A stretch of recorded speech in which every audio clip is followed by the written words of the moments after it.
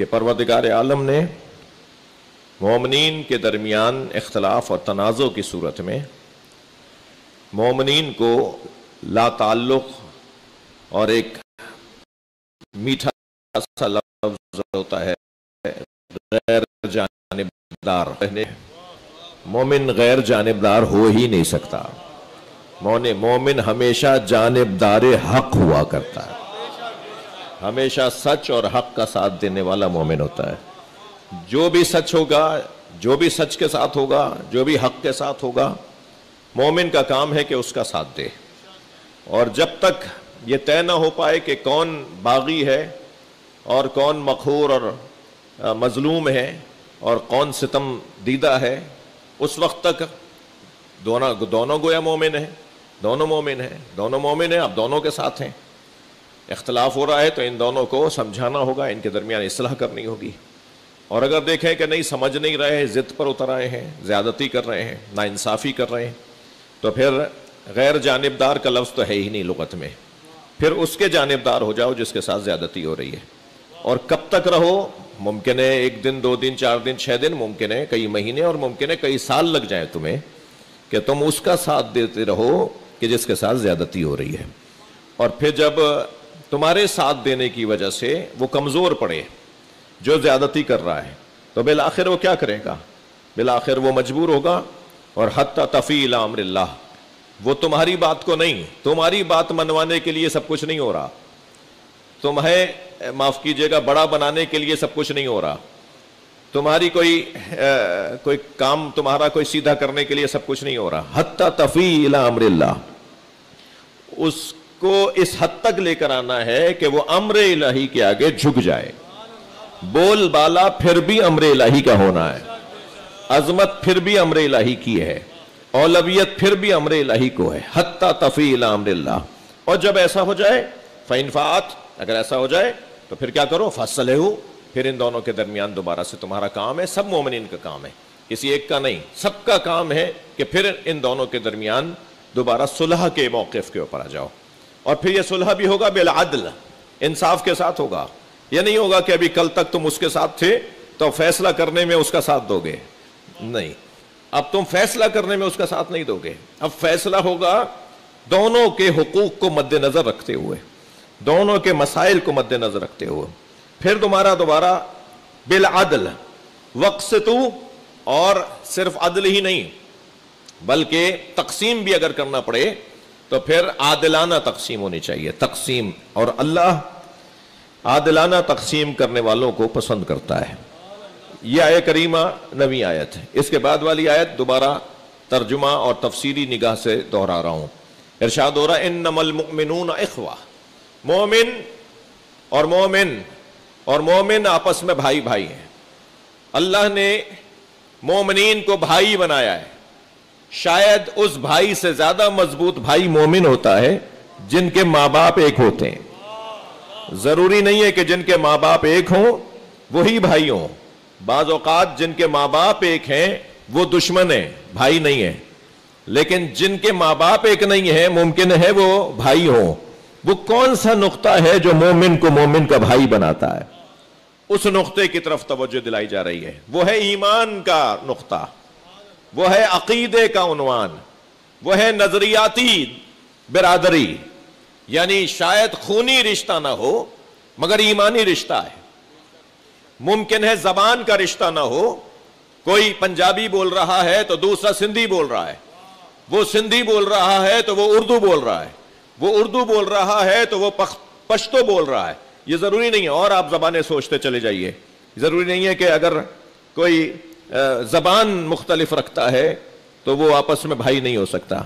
نہیں, بھائی کا عنوان زبانوں کی بنیاد پر, قبیلوں کی بنیاد پر, علاقے کی بنیاد پر, لسانی بنیاد پر بھائی بھائی نہیں ہوتا. قرآن کی زبان میں وہ بھائی ہے اس کا کہ جس کا ایمان ایک ہے, جس کا عقیدہ ایک ہے, جس کا نظریہ ایک ہے. انما المؤمنون اخوہ, جان لو مومن مومن کا بھائی ہے. واتقوا اللہ, تقوی پروردگار اختیار کرو, تقوی پروردگار اختیار کرو. اور لعلکم ترحمون, اگر تم نے ایسا کیا تو پھر شاید کہ تمہارے اوپر اللہ رحم کرے۔ اللہ کی رحمت، اللہ کا کرم، اس کی مہربانی اسی صورت میں ممکن ہوگی کہ جب بھائی بھائی کے درمیان صلح بھی ہو اور بھائی بھائی کی طرح شیر و شکر ہو کر رہتا ہو۔ میرے عزیزو، بہت بڑا سانحہ، بہت بڑا واقعہ کربلا میں گزر گیا۔ ایک ایسا سانحہ گزر گیا جس سانحے کو اللہ چاہتا ہے کہ یاد رکھا جائے۔ ایک ایسی قربانی کربلا کی سرزمین پر دی گئی ہے جس قربانی میں ان طائفتان من المومنین نہیں تھے، جس سانحے میں، جس واقعے میں ان طائفتان من المومنین نہیں تھے، دو مومنین کے گروہ میں قتال نہیں ہو رہا تھا، اس لیے کہ قاعدہ قانون یہ ہے کہ مومن مومن کے ساتھ اگر لڑے، وہ مومن کیسے ہو سکتا ہے جو اپنے امام کے خلاف تلواریں لے کر آیا ہو؟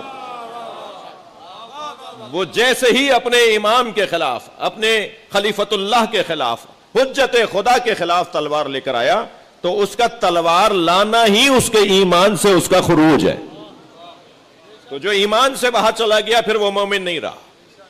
قاعدہ قانون آیہ کریمہ میں پھر دوبارہ غور کیجئے، ان طائفتان من المومنین اقتتلوا، دو مومنین کے گروہ اگر آپس میں لڑ رہے ہوں، لیکن اگر دو مومنین کے گروہ نہ ہو، ایک باغی ہو اور ایک امام حق ہو، ایک امام دین ہو، ایک خلیفۃ اللہ و خلیفۃ رسول اللہ ہو، اور ایک اس کے خلاف تلوار لے کے آیا ہو، تو یہ دو مومن نہیں ہیں۔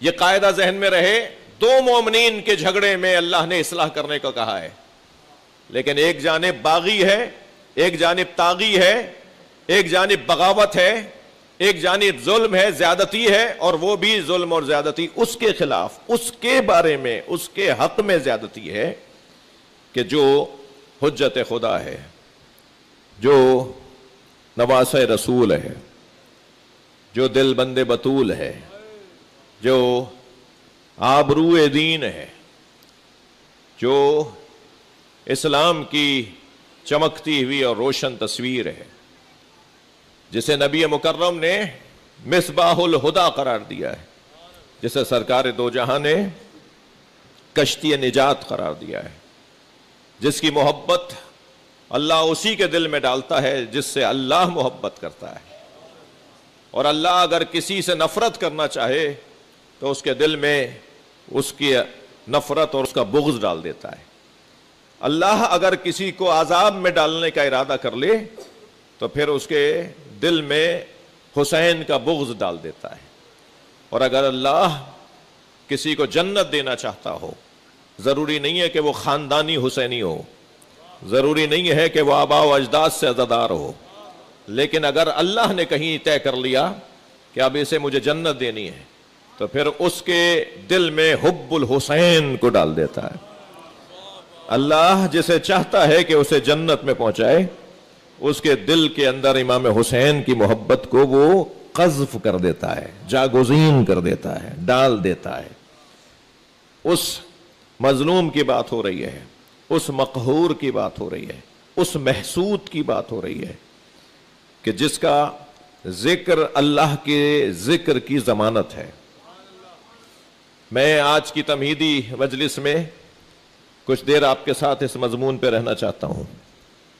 اللہ جسے سعادت مند بنانا چاہتا ہے، اللہ جس کو آخرت میں سرخرو کرنا چاہتا ہے، وہ کون لوگ ہیں؟ کیسے ممکن ہے کہ کوئی آخرت میں سرخرو ہو جائے؟ کیسے یہ ممکن ہوگا